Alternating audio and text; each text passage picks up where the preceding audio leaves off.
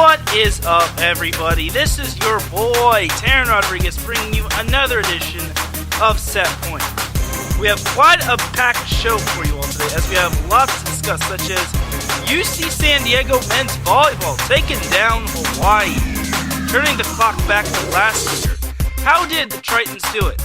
Also, how about McKendree downing Pepperdine in 5 sets, despite a big game from Jalen Jasper? Now about that Best of the West tournament. The winner was surprisingly not a team from California, as the winning team was kind of expected to win, but it wasn't from California. Now let's talk some NCAA Beach Volleyball, as UCLA downing USC. Impressive stuff for the Bruins. Hand me a volleyball, set up the net, because I'm about to serve you up all some volleyball action here on Set Point.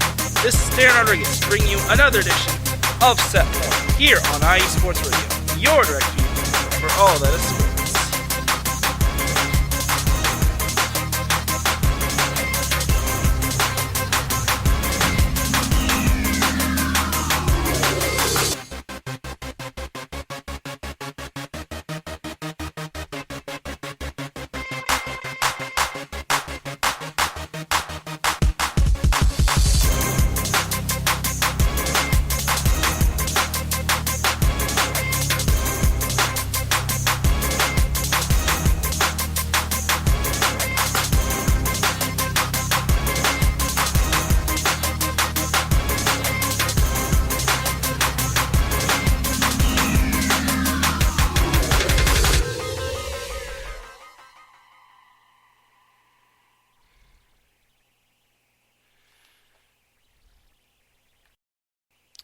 And welcome one, welcome all to another edition of Set Point. Thank you all for joining me on this beautiful Monday afternoon, Monday evening, depending on where you are listening. I'm sorry if I'm on a little bit late, but I needed to make the final preparations for the show to be very perfect. Hence why Adam Karnick, who is in the chat room, went on a little bit longer. But it is all good, so I am very excited for that.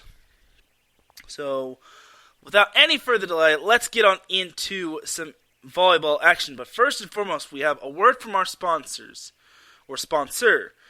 iSports Radio is sponsored by the Southern California Warriors semi-pro football team.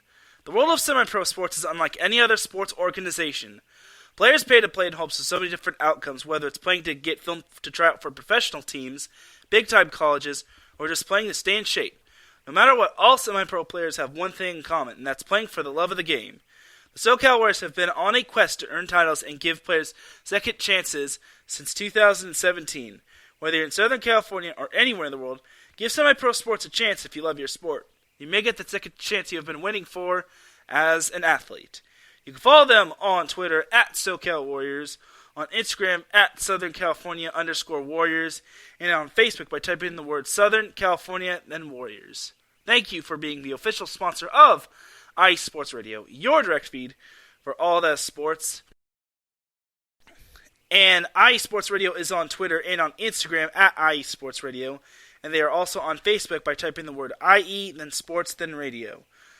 And they also have a website, www.iesportsradio.com. And when you go to iesportsradio.com, you can find a Patreon link with 5 different tiers, with the first one starting out at $5. This donation gives you a shout-out from all 32 of our shows. Higher tiers include IE Sports Radio merchandise, access to IESRU, the podcasting university of IE Sports Radio, and even a chance to be featured on a segment of our flagship show, The Defining Moment. Because for the past 7.5 years, IE Sports Radio has been bringing you content ranging from interviewing legendary athletes, coaches, and other authorized media personnel, to building tailor-made shows dedicated to all major sports cities around the country. All the while, IE Sports Radio has continued to be by the fans and for the fans. And with your help, we are ready to take the next biggest step.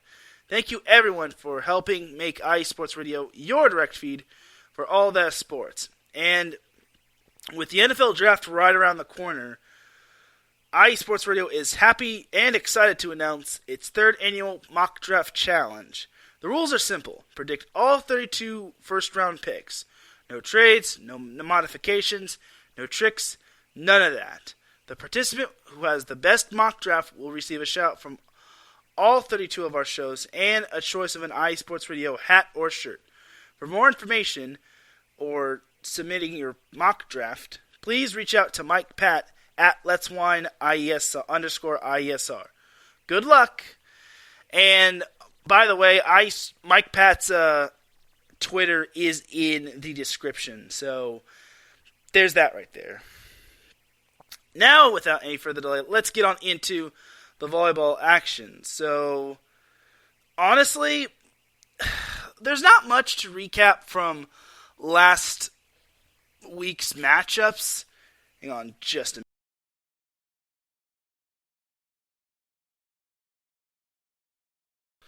Sorry about that. There wasn't too much to recap from last week's matchups. There weren't any, upsets, surprisingly. Let's start off with our match of the week. Number 1 UCLA versus Grand Canyon. It took place at Poly Pavilion. And this was kind of a wash, if you ask me. I was very surprised to see UCLA just stomping all over Grand Canyon. I thought Grand Canyon was better than that. They swept both matches. And I guess this goes to show that UCLA is playing some of its best volleyball. And they're here to stay. And this just goes to show that they are the number 1 team for a reason. So I was very surprised that my match of the week wasn't really a stud matchup. It was kind of a dud. I think I could have picked a better matchup, but at the same time, it was top 10 matchup. But then again, there was another top 10 matchup as well. There were a couple upsets that happened last week, and this was probably the biggest one. Number 3, Hawaii at number 10, UC San Diego. So, Tritons coming in 0-1 in Big West Conference play, having lost to UC Santa Barbara, while Hawaii making its Big West Conference debut. So, the first set, it was tight early on. Hawaii led 12-10, but UC San Diego never trailed again. However, Hawaii tied it at 17-7, but the Tritons made sure they never trailed, and they took the first set 25-22. Second set, Hawaii led to start, but the Tritons led 15-14. Basically, Hawaii led the first half of the set, and then the Tritons just took over. And despite only trailing 24-23 while facing a set point, Hawaii unfortunately missed a serve, which basically gave the set to UC San Diego. And everyone in the gym was probably rocking it, as the Rimac Arena was rolling and just excited as the Tritons were up 2-0. And one of the UC San Diego players was kind of doing the choke taunt. I wouldn't say a taunt, but the choke celebration. And at that point, it looked as if UC San Diego was going to get the better of Hawaii. However, in set 3, Hawaii led most of the set. And despite needing 3 set points to win it, they eventually won the set 27-25. That was a turning point right there, just because had Hawaii not won that one in a deuce game, they would not have gotten that energy to win set 4, as Hawaii led most of the set, even though UC San Diego led 10-9. However, the Rainbow Warriors scored 5 straight points to lead 14-10 and never looked back, as they took the fourth set 25-18 to force a 5th and decisive set. Set 5. Hawaii actually led 6-4, but then back came UC San Diego. They scored 3 straight to take its first lead at 7-6. It was tight early on. It was tight throughout the set, but then leading 9-8, UC San Diego started to pull away as they scored 3 straight points to lead 12-8, and Hawaii at that point only scored 1 more point, which was the point after, and then Hawaii just could not find itself coming back against UC San Diego, as the Tritons won the 5th set 15-9, and they won the match. Very impressive win for UC San Diego, as they've kind of been that up and down team, and I don't know how big of a loss this is for Hawaii, considering that they have to play Long Beach State and UC Santa Barbara, both of which are in the top 10. They're going to have their work cut out for them if they want to win the Big West Conference. Leading the Tritons in the win was Ryan Kah and Kyle McCauley, each registering 19 kills. Kah hit 300 on the night. Shane Bennett's chipped in 14 kills, and he hit 632, which is pretty nice.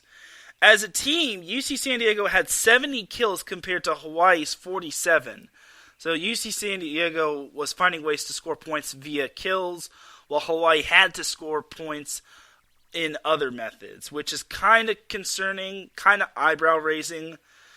And that's not the only statistic Hawaii got outdone in. Okay, obviously UC San Diego out-hit Hawaii 280 to 192. That's a little uncharacteristic. Hawaii hitting 192, you can't do that against a talented team such as UC San Diego, especially on the road. And then UC San Diego outdug Hawaii 56 to 37.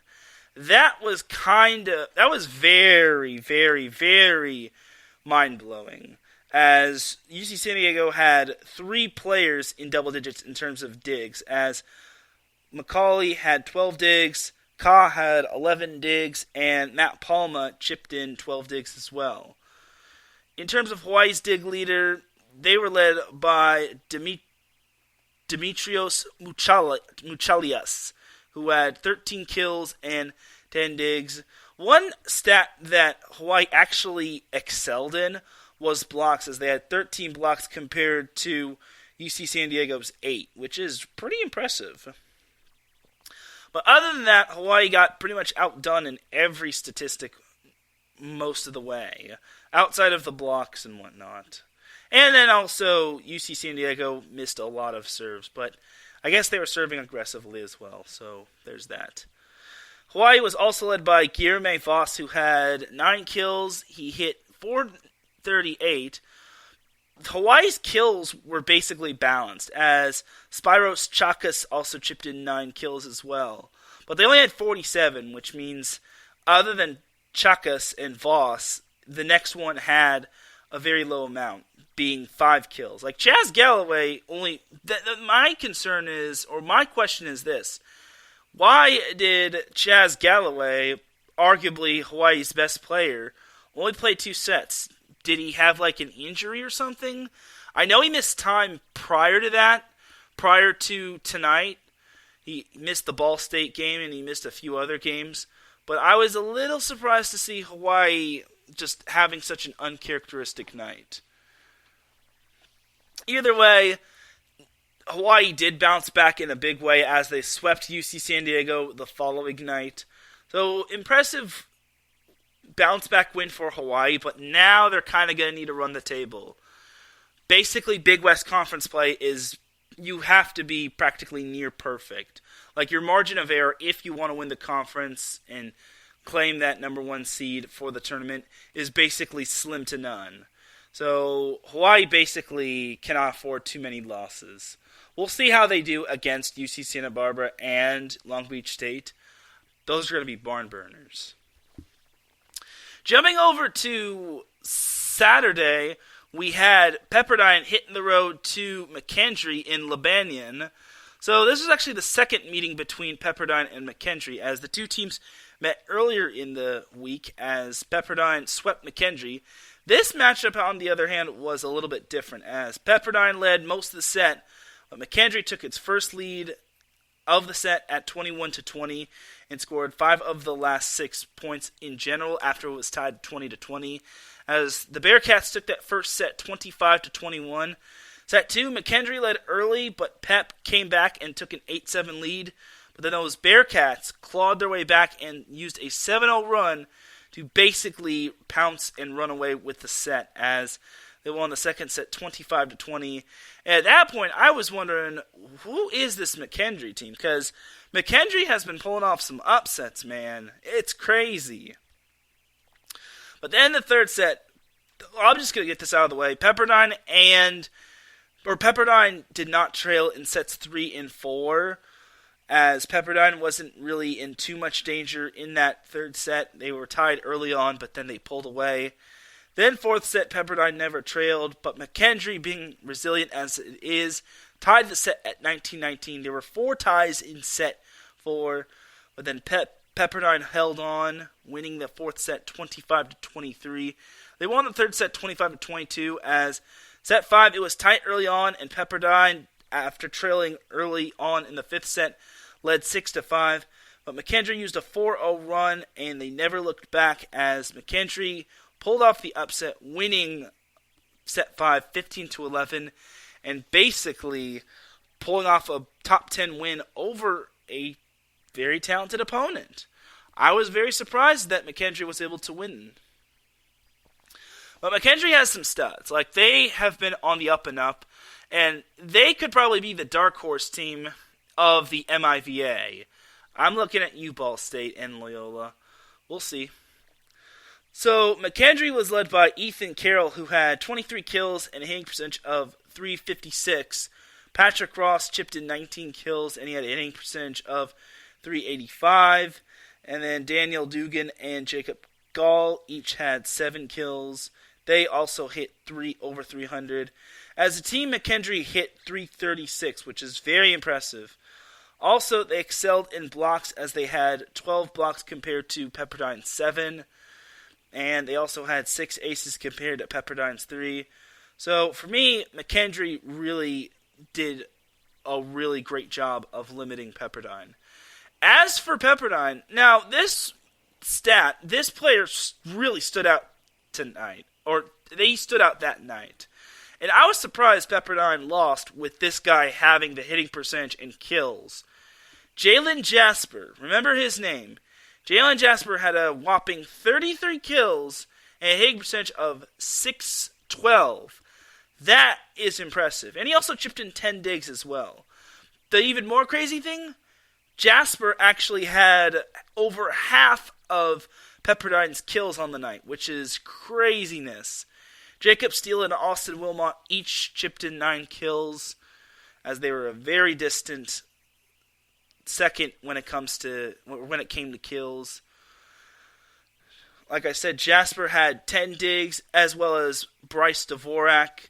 As a team, Pepperdine hit .297. In the first 2 sets, Pepperdine was not hitting all that well. The first set, they hit 71. Set 2, they hit 172. And then set 3, they started picking up their gameplay. They hit .556. And then set 4, they hit .387. And then set 5, they hit .308. But it wasn't enough. As for McKendree, they had a match where they hit no lower than .286. They basically had themselves a good hitting night, which is darn right impressive.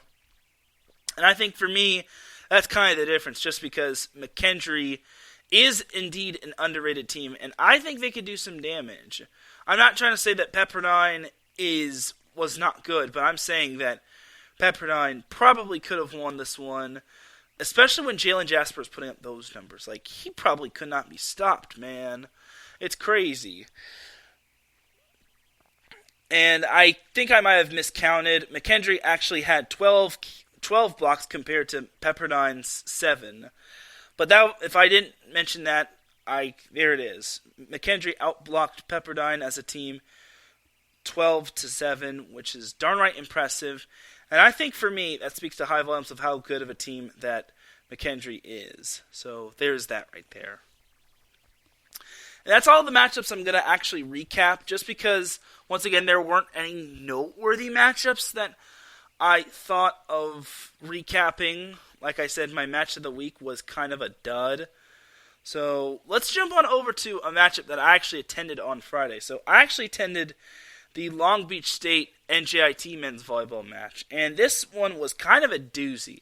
So set 1 early on, NJIT led, and it looked as if this was going to be another one of those slow starts that Long Beach State had. But then the Beach woke up, they were able to just steamroll, and, well, not steamroll, but just dominate throughout most of the set, or the remainder of the set, as they won the first set 25-16. And then set 2, NJIT led for a brief time, and then Long Beach State just took over. They won the second set 25-20. They were making some mind-blowing plays, and they made some great hustle plays to keep the ball alive. It was just a thing of beauty. And then the third set, it looked as if Long Beach State was going to pull off the sweep. It looked as if they were just going to send everyone home early. It was 15-9 as the media timeout came through. But I think after that media timeout, NJIT really started to get together. Their blocking really improved. At one point of the match, I think they were down 17-15 at one point. McKendree eventually caught up to Long Beach State and eventually had more blocks than them, as they had 12 blocks to their 11 at the end of set 3. And at the end of set 3, Long Beach State hit it wide, and NJIT took the third set 25-23, which was very impressive. I honestly could not believe that Long Beach State whiffed on that set. I thought for sure Long Beach was going to finish them. But you have to give credit to NJIT. They are a very scrappy team, and they have a lot of grit as well. But in the fourth set, Long Beach State never trailed, and it looked as if NJIT kind of ran out of gas, as Long Beach State wasn't really in too much danger, as they wound up winning the fourth set, and they wound up winning the match. So, great win for Long Beach State, as Long Beach State followed up that match with a 3-set win over Long Island University, which was actually the third meeting, or the first ever meeting between the two teams. The NJIT Long Beach State men's volleyball match was actually the second meeting, as Long Beach State won the first meeting back in 2018 in 4 sets, as they wound up winning this one in 4 sets as well. So, solid win for Long Beach State, as they impressed throughout most of the match. And honestly, you can't get mad at Long Beach's gameplay. They had a lot of hustle plays, and they held NJIT to only 78 in terms of hitting percentage. That is impressive right there. And then Long Beach State outblocked NJIT 14-12 as a team. They outdug them 42-32. And then in terms of kills, Long Beach State had 53 kills to NJIT's 38. They're led by Alex Nikolov, who is having a great freshman season. He had 19 kills and a hitting percentage of .351. Spencer Olivier chipped in 14 kills. Julian Meisner chipped in 15 kills. But as a team, NJIT didn't really have an effective hitter. Their probably most effective hitter was Martin De Chavaria, who had 9 kills and he hit .421. Well, other than that, and I guess Carson Williams was effective. He had 6 kills, 1 hitting error for a hitting percentage of .556. But other than that, they didn't really get a quite effective hitter, honestly.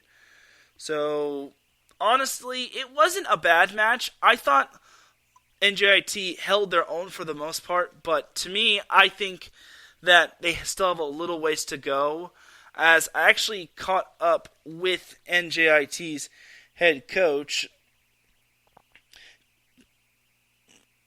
on the win. So here is my interview with NJIT men's volleyball coach Danny Goncalves, as I interviewed him after the game. So here's my interview with Danny Goncalves following NJIT's match with Long Beach State.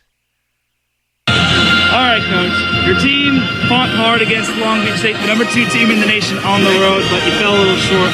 What were ways that your team showed some flashes in this match?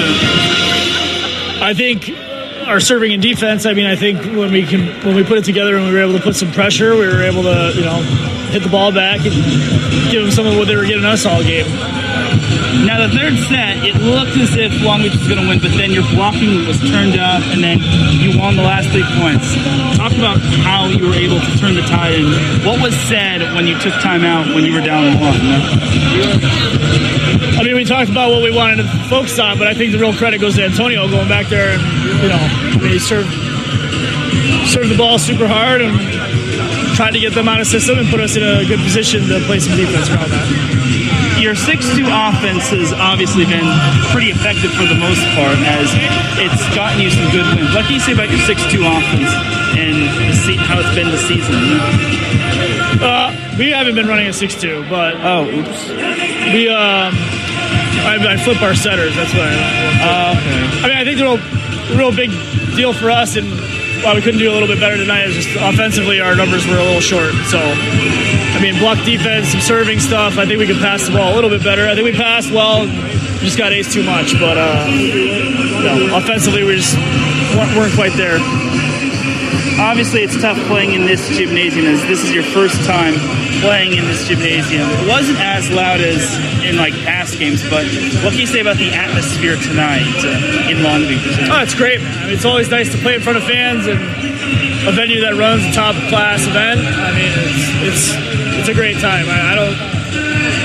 The noise is good for everything, you know what I mean? Yeah. Julian had himself a good game tonight offensively, despite the offense not being up there. What can you say about Julian and how he's been stepping up for you all? Yeah, I mean, he's taking a little bit more swings on his shoulders than he had to in the past. I think generally he's handling it very well. I mean, he's stepped up and he's taking big swings, but we need him to take big swings.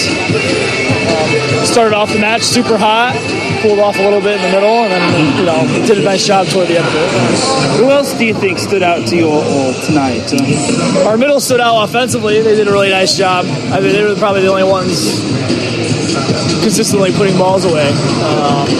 Antonio coming in and coming off the bench and passed great, served great, played tough. It was really nice to see. The first set, it looked like you all got off to a good start, and it looked like you might have had a chance to win that set. What were ways that you kind of let it get away from you all? Well, we started veering from what our plan was. I mean, we did a really nice job. We got patient. We were patient with what we wanted to do and really focused at executing on our game plan. In the middle of the set, we lost that somewhere where, we got put in a tough spot by somebody's serve, and then we just kind of weren't steady and patient with ourselves. I think if we could have faith in what we're doing and see the bright spots of when we're trying to execute and what we need to do, as far as our game plan goes, I think that we could be a very good team and we could be in caliber with these really great teams. Well, that's our deal right now. Can we do this consistently, not just throughout points in the match? So you're pretty much halfway through EIVA play with Penn State still in the lead, and then it's like a cluster of second place. What's it going to take to step it up and possibly do well in the EIVA tournament? Well, I don't think we have to step it up. I think the biggest deal is we have to keep improving. I mean, today maybe not wasn't as great of a showing, but this group has been phenomenal about finding something we need to work on. I mean, finding something we need to work on and coming back and improving on it. We get better every week. Every day we're in practice. So we just keep. I mean, that's our goal: to be the best by the end that we can, and keep improving every week that we can go. And then playing on the West Coast, as you also played northwards, how different is it playing in California as opposed to playing in up east or in Newark, New Jersey? The weather is much better, at least right now. I mean, it's a little bit. It's more popular here. There's fans come out. They know the game. They're cheering for good play, regardless if it's the home team or away team. I mean, it's always just a super nice atmosphere to be out this way. So that was my interview with NJIT men's volleyball coach Danny Goncalves. So as for my interview with Alan Knipe and the Long Beach State players, let's just say there wasn't a film crew when it came to the post-game press conference, and I did actually get the interview on my phone. However, or the conference on my phone. However, I have yet to, and I am embarrassed to say this, I didn't really get a chance to edit it and chop up all the questions that I asked. So it probably wasn't really the best interview for me, honestly. But regardless, maybe I will post it a little later, but we'll see. All in all, it was a very memorable match, and it was a fun match that I attended. Honestly, it was actually a last-minute match for me to attend because my plans got changed, so I was able to attend that match, and I finally got to see NJIT. it's tough to really see them just because they're an East Coast team, and I live in the West Coast. So there is that right there, and honestly, I hope to see NJIT again. I think they're a very scrappy team, and they deserve all the recognition and praise. And not just for me, of course. But on that note, let's actually get into the new AVCA men's coaches poll. We'll start off with 15 through 11. So number 15 is NJIT. Number 14 is McKendree. 13 is Ohio State. 12 is Lewis, and 11 is Loyola of Chicago. 10 through 6 consists of UC San Diego at 10, Grand Canyon at 9, Ball State at 8, Pepperdine at 7, and USC at 6. 5 through 1 consists of UC Santa Barbara at 5, Hawaii at 4, Penn State at 3, Long Beach State at 2, and your number 1 team in the AVCA Division 1 and 2 men's volleyball coaches poll is UCLA, a team that no one is going to really have an answer for, possibly. We'll see. That is that for the men's volleyball matches from last week. So let's jump on into a little bit of NCAA Beach Volleyball. So I did see a couple upsets, but I wasn't really fully paying attention to the NCAA Beach Volleyball matches. I did see that number 2 UCLA downed number 1 USC as the Bruins won it 3 matches to 2. They actually clinched the match after the 4th meeting as they basically went up 3-1, and since they won that 3rd match, they eventually won. And they basically the last match did not matter. So it was an impressive win for UCLA, as they're probably going to be the number 1 team in the coaches poll tomorrow, as the coaches poll for NCAA Beach Volleyball comes out on Tuesdays, which is a drag for me just because I do set point on Mondays and not Tuesdays. What it is. I have to roll with the punches. So there is that right there. So honestly, I wasn't too surprised. I don't think that anyone can say that this was a stunner. Just because, well, honestly, UCLA is a very good team. I saw the title was UCLA stuns USC. It's like, no, it's not a stunner. UCLA is right behind USC. Like, come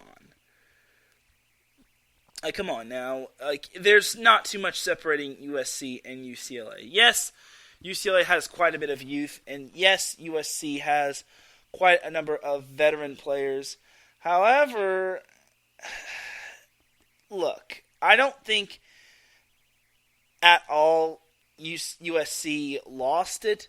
I just think that UCLA was just the better team, and it's a rivalry game. Anything can happen when it comes to rivalry matches, and I am not surprised at all that UCLA kind of won this one. Now, if USC had won, I wouldn't have been too surprised either, as for me, I think that UCLA has a solid team with players like Devin Newberry to name a few. So for me, I think that UCLA is very underrated, and I think that they have everyone on notice. They have every team that wants to trifle with them on notice. And other than USC, who's going to beat UCLA? Grand Canyon almost pulled it off, but they just fell short as the Lopes fell 3 matches to 2. It actually came down to the final match, and it actually went the distance. So for GCU, that's a tough way to go out, but it's still early in the season. I don't think anyone should be hitting the panic button. Like, conference games are what truly matter.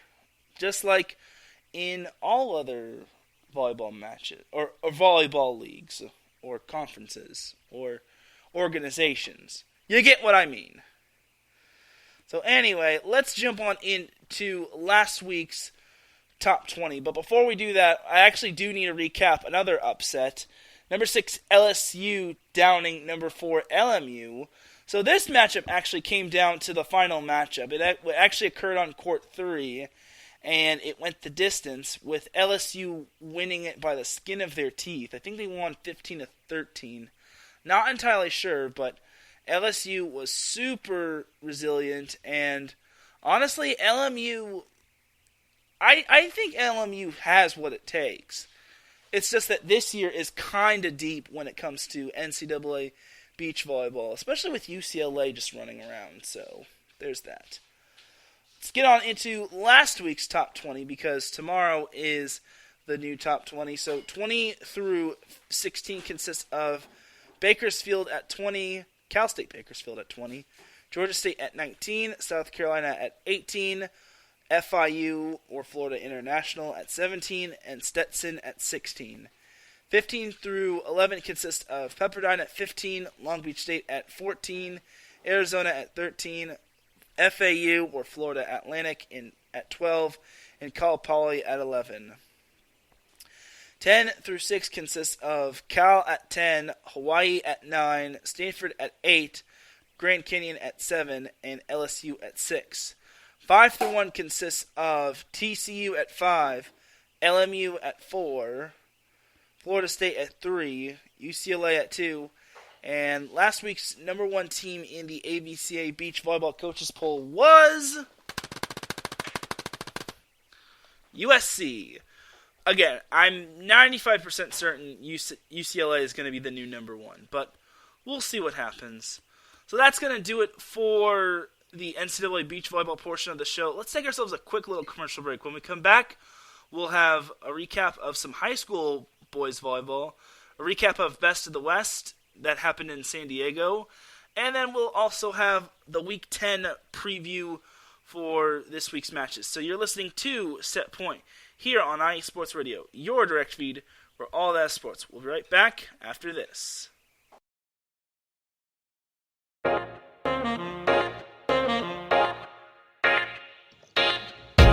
What is going on, everybody? My name is Harrison Glazer, and we're coming at you from the Show That Never Sleeps podcast.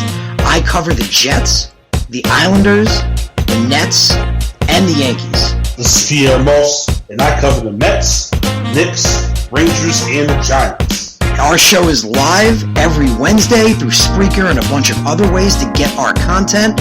Again, we're the Show That Never Sleeps podcast. We talk about all those New York sports. It's a lot of fun. We get into all of it. Please tune in. Again, that's Wednesdays at 6 p.m. And we look forward to having you guys right here on IE Sports Radio, your direct feed for all that is sports.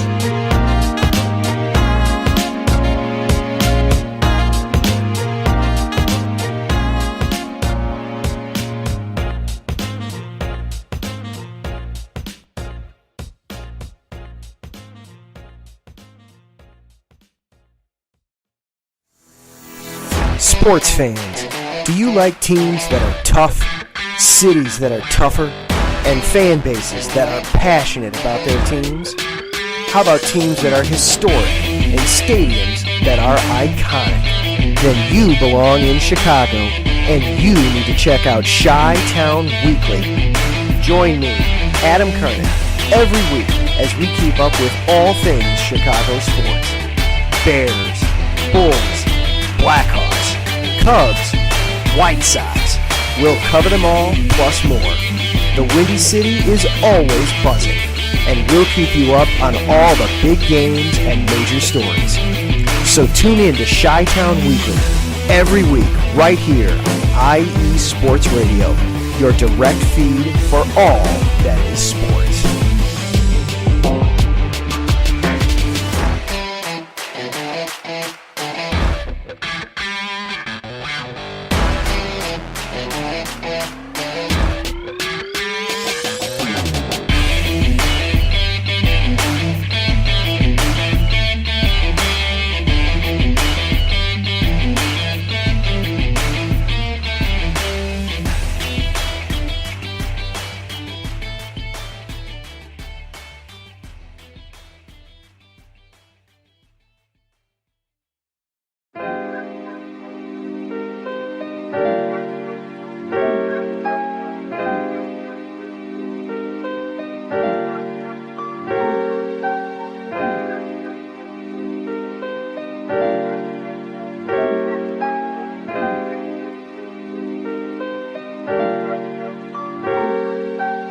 Hello, ladies and gentlemen. My name is Davidson. It's your boy, Noteworthy Live. And we are the hosts of Fast Break here on IE Sports Radio, where we discuss everything in the world of basketball from prep to the pros. You guys should definitely check us out, man. Sunday, 8 p.m. Eastern, 5 p.m. Pacific. We got all the basketball information you guys need, so we look forward to you guys listening in. And please do, because we are the best basketball show on this side of the Mississippi. And please do check us out on Twitter at FastBreakISR. D-Lock, where's our time again? 8 p.m. Eastern, 5 p.m. Pacific. That give you guys plenty of time on a Sunday. Tune in.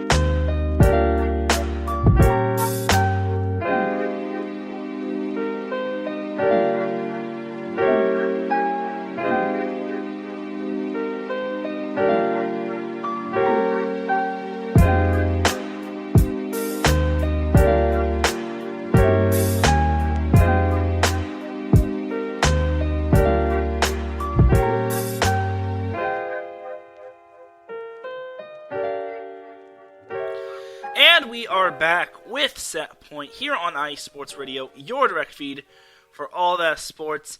Definitely do check out all of our shows, such as Fast Break with Davidson Crooks and Intarius Lock. With it being March Madness and with it being just around the corner, you definitely want to tune into what they have to say, especially when it comes to Selection Sunday. Adam Karnick also had Chi-Town Weekly today, as he had a special guest on. He actually is a volleyball coach, but more importantly, he is a bracketologist, as Matt Garner was his guest. And it was definitely a good time, and I don't regret giving him an extra hour, or not an hour or two, an extra 10 minutes when it came to Chi-Town Weekly. Also, definitely do check out the show that never sleeps with Pierre Moss and Harrison Glazer every Wednesday at 5 p.m. Pacific Time, 8 p.m. Eastern. It's always a fun show with those two. They mainly talk football, but they always talk other New York sports. Now let's get on into the second segment of the show. So let's jump into some high school boys volleyball. So when it comes to certain streaks, sometimes losing to a team that you've never beaten always leaves a sour taste in your mouth. Especially when you've had a couple of close ones that you thought you had won, but the other team just pulled out by the skin of their teeth. That was the case for Beckman High School of Tustin/Irvine in California. They had not defeated Corona Del Mar, its former league rival, as Beckman opened up in 2004, I want to say.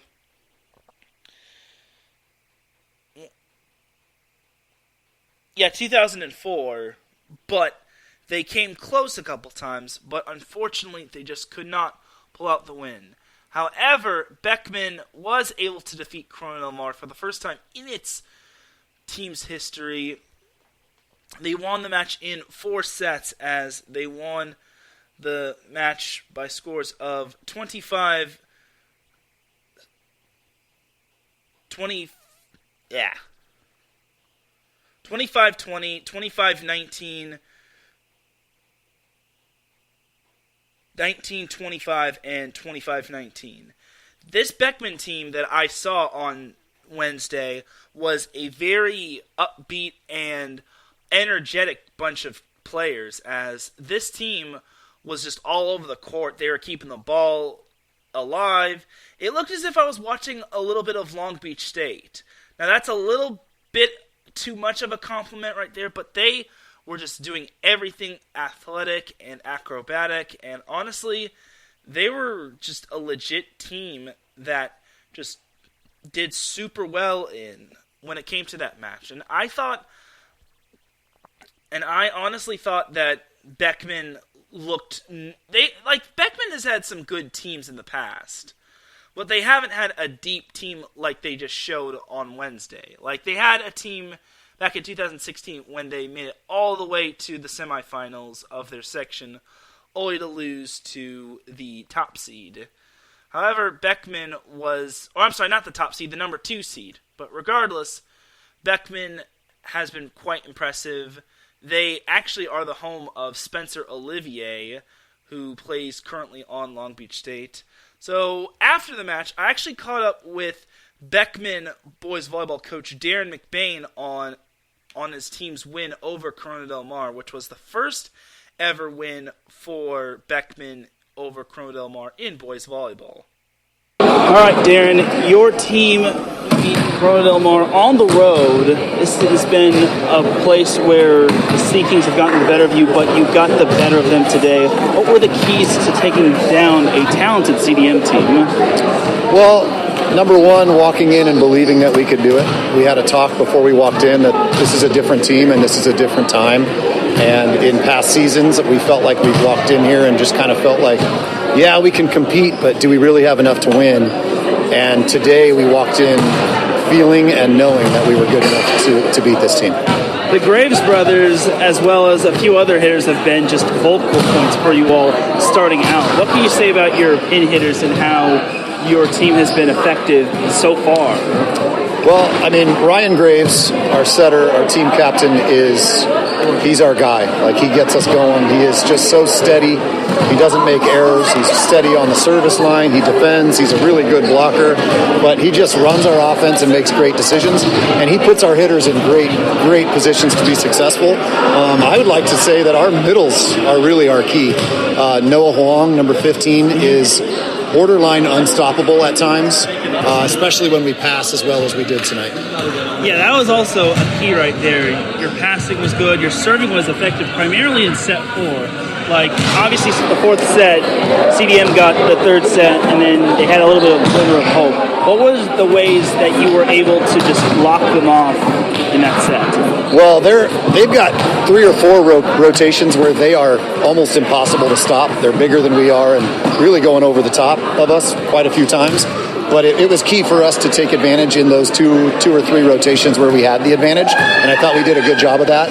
In the fourth set, we got a little lead, and then they came back, and then Jack Graves went back there on the service line and rattled off a few aces down the line, and that really opened up a little lead for us in that fourth set and made us feel comfortable.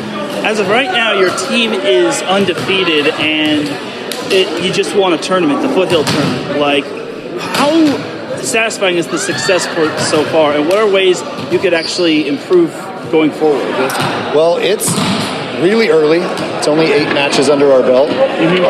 We are really setting our sights on this coming weekend at Best of the West. Oh, yeah. That's where we're going to find out how good we really are. We feel good about ourselves. We feel like we can compete with anybody. We feel like we're as talented as anybody out there. But we need to prove it against the best teams in Southern California. And, you know, the Best of the West gives us that opportunity to really show what we got. Yeah, what's it going to be like participating in Best of the West, considering you've been to the Las Vegas tournament, or Las Vegas Invitational? Yeah, we've been doing that almost every single year. A couple of years ago, we went to Hawaii instead, and we ran into Punahou and beat them in the quarterfinals, so that was a fun trip. Being in the Best of the West is what I've wanted for years. I've thought our teams over the past 6 or 7 years have been good enough to compete in that, so I'm really glad a spot opened up and we get the opportunity this year. I don't know if this is the best team we've ever had. We've had some good ones, 4 or 5 years ago, but time will tell. We'll find out over the next month or two. So that was my interview with Beckman boys volleyball coach Darin McBain. He did say that this is still to be determined on if this is the best Beckman boys volleyball team that he's had. He's mentioned that about 5 or 6 years ago that they had that talented team, the one that went to the semifinals, the one that had Spencer Olivier, who currently plays for Long Beach State, by the way.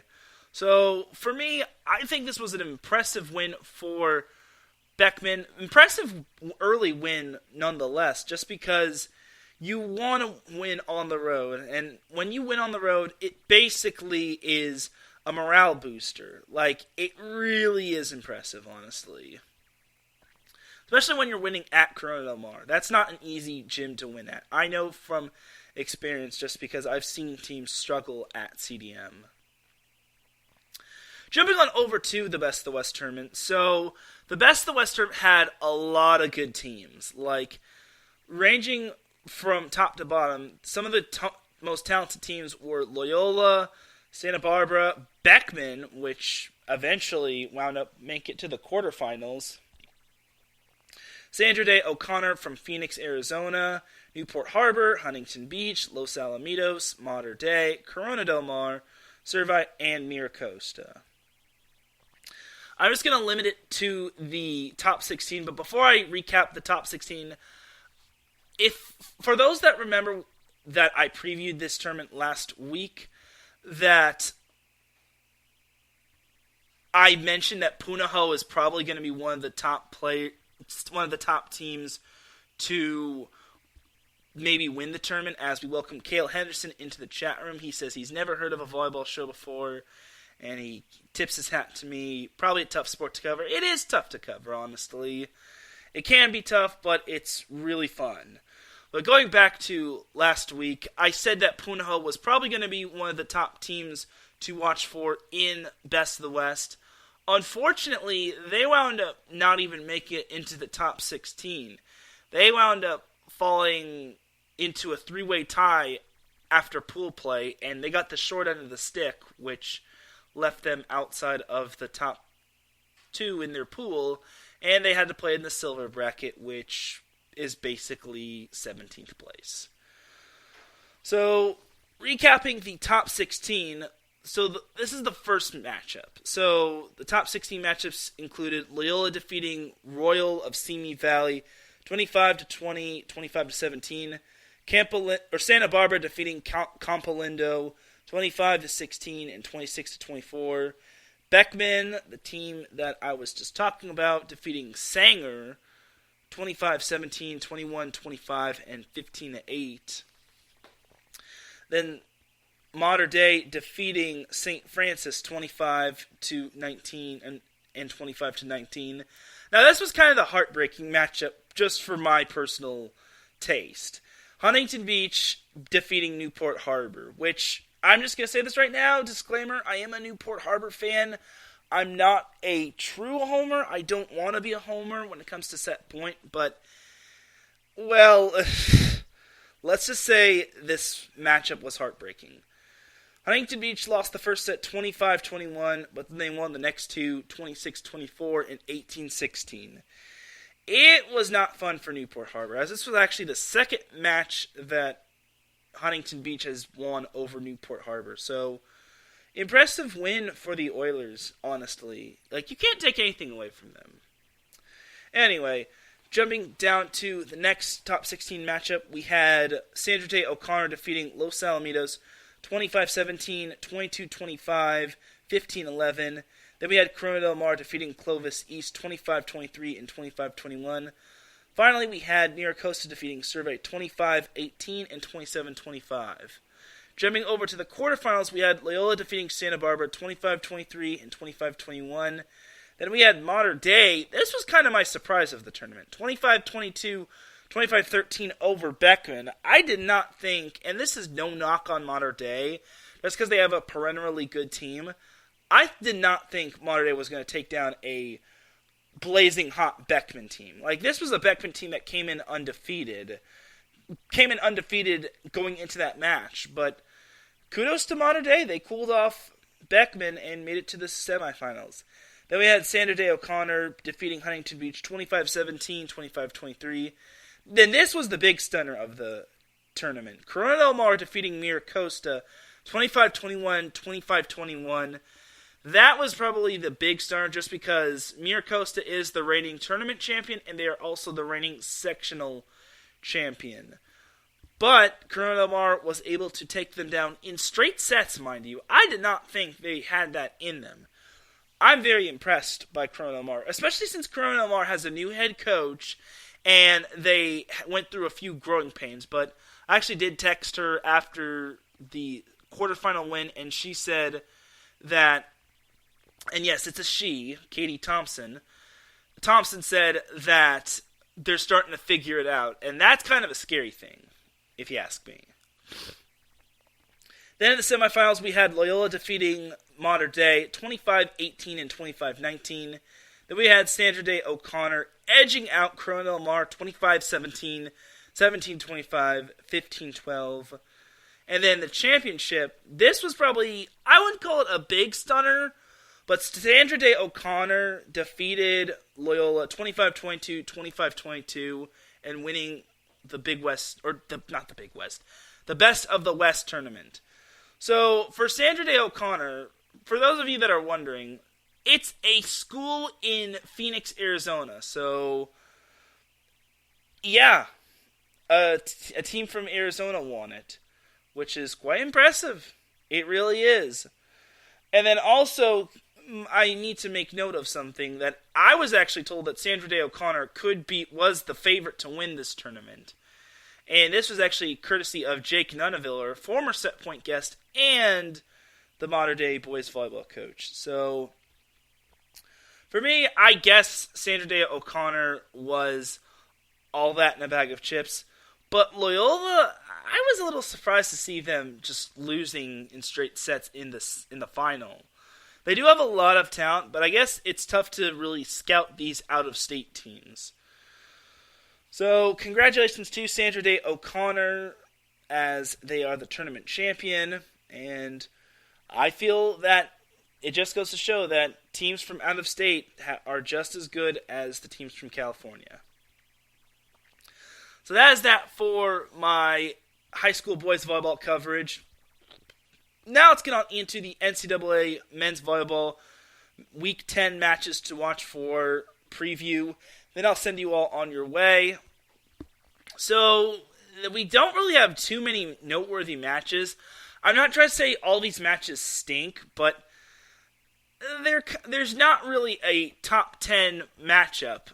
So just saying that right there. So my sneaky good matchup is number 1 UCLA at Stanford, which, well, Stanford is no longer ranked, which is a bummer for Stanford fans.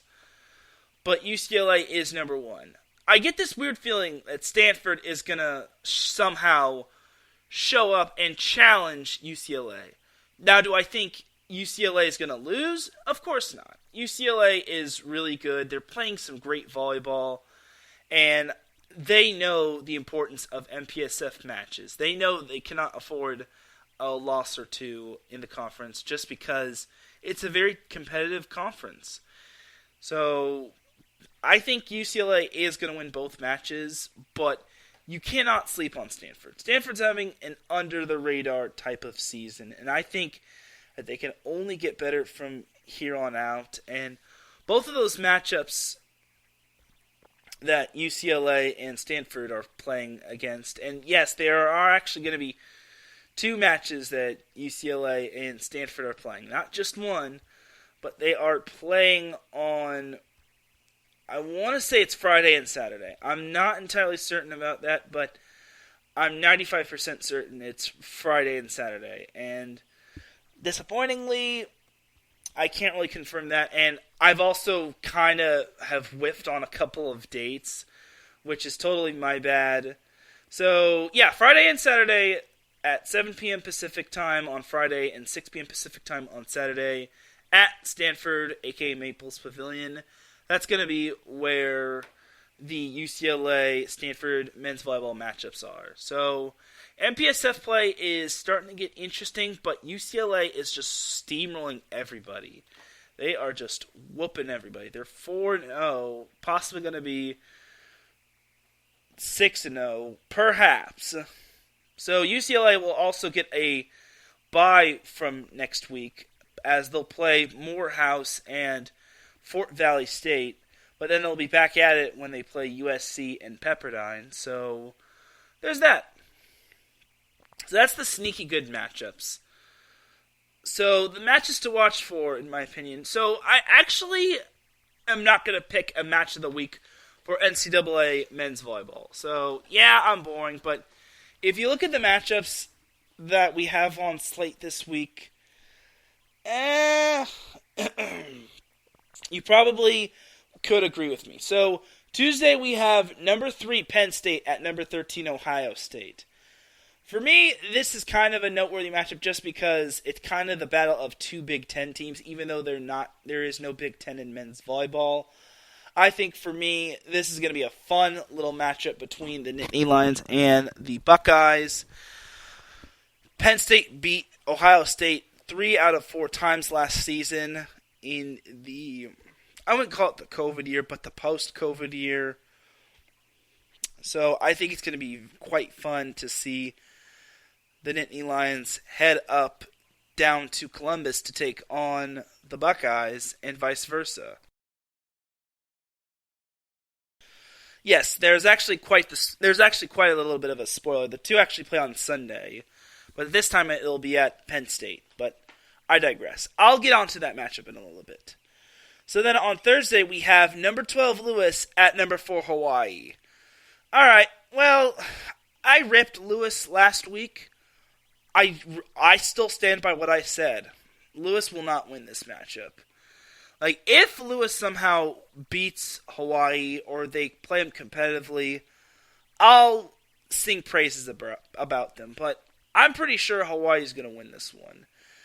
So, for me, I think Hawaii needs a little bit of a bounce back. They kind of got it in their second matchup against UC San Diego, but they also kind of need a little bit of home cooking to, like, regain that mojo.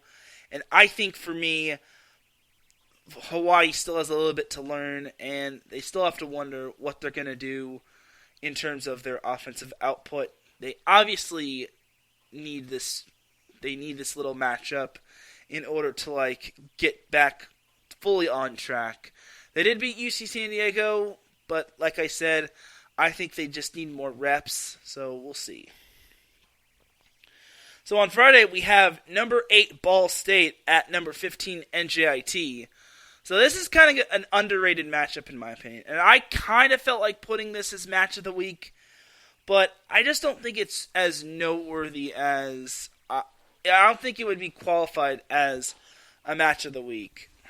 I mean, it's number 15 versus number 8. Both these teams are having great seasons. They're actually doing well in their conference, but for NJIT, they're kind of a distant third place from Penn State, while Ball State is right in the thick of the MIVA with Loyola, and they're right ahead of McKentry. So for me, I think this is kind of a great little crossover matchup, and I think it's going to be fun seeing the Cardinals chirp taking on the Highlanders. So then on Saturday, we have round 2 of number 12 Lewis at number 4 Stanford. So, like I said, number 12 Lewis is going to have to prove itself. They're going to actually have to play some perfect volleyball. Like, I'm not saying they will need to play perfect volleyball, but they're going to need to play better than they have been in their matches. They cannot have one player carrying the team. They have to have a balanced diet, and they also have to find a way to get past Guilherme Voss, and they have to watch the trickiness of Jakob Tella. As we welcome Mike Pat in the chat room, he says, have a great finish to your show. Thanks, Mike. And then wrapping up the matches to watch for this week in terms of NCAA men's volleyball, we have number 13 Ohio State at number 3 Penn State. Once again, this is round 2 of Ohio State-Penn State, as this will actually take place at Rec Hall in Pennsylvania. I think this is going to be a fun little rivalry game. I think Ohio State-Penn State is underrated in terms of a rivalry, but we'll see. It's not like Ohio State versus Michigan, where it's basically the team up north versus that team.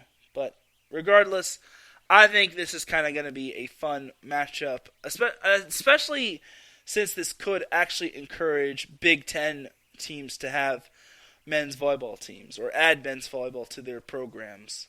I'm just kidding. So as for match of the week, y'all are probably wondering what's match of the week. I'm actually going to let y'all decide. But for me, my match of the week is not going to be in NCAA men's volleyball. It's actually going to be in 3C2A men's volleyball, as my match of the week is going to be Orange Coast College at Irvine Valley College in Orange Empire Conference play. And honestly, that's going to be a great matchup just because the Pirates and the Lasers are always a great little rivalry. Lots of mutual respect from Travis Turner to Coach Ryan Windish. So definitely keep an eye on that. And I think 3C2A men's volleyball is underrated. I think it really is. So we'll see how that matchup pans out, and I think it's going to be a fun matchup right there. I think that is my match of the week. It's nothing against the other matchups that I made note of, but I just think that matchup is going to basically give a leg up on the team that wins. So we'll see who comes out on top between OCC and IVC. But that's going to be all of the NCAA men's volleyball matches to watch for, and that's going to do it for Set Point. Without any further delay, let's drop the beat, because I'm about to dip like a banana in chocolate. You feel me? Thank you everyone for tuning in to Set Point. I appreciate you all tuning in. If you listen live, I appreciate you. If you listen on playback, I appreciate you. If you listen at work, I appreciate you.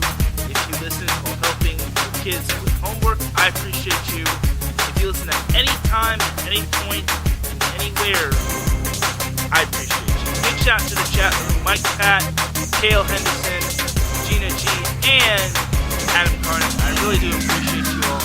Thank you to those that I interviewed this past week in terms of volleyball. I really do appreciate you all taking time out of your day or time out of your life to allow me to interview you and use it on the show. For everyone here at IE Sports Radio, this is Teran Rodriguez signing off. You all have yourself a great rest of the week. Enjoy the volleyball that's happening. Enjoy everything. Please do be safe. Try not to get the Rona. Definitely keep yourself healthy. And I will see you probably Saturday for the SoCal Fortune. Great rest of the night, everybody. Peace!